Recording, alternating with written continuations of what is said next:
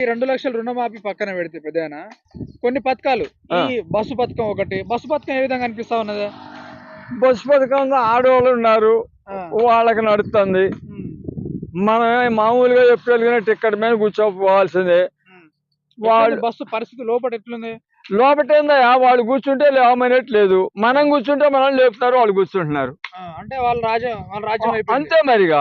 ప్రభుత్వం మనం వాడే వాళ్ళకి ఇచ్చాడు కదా. ఉమ్, ఉమ్, అట్లాంటప్పుడు మేము కూర్చుంటే లేని ఉమ్, అంటే లేవాలి, తప్పదు. ఉమ్, ఒక ముఖ్యమంత్రి చేశాడు, అది ఉమ్, మనం కాదని లేవు. అందుకని నిలబడుతున్నాం, వాళ్ళు కూర్చుంటున్నారు. దానికి మనం ఏం చేస్తాం?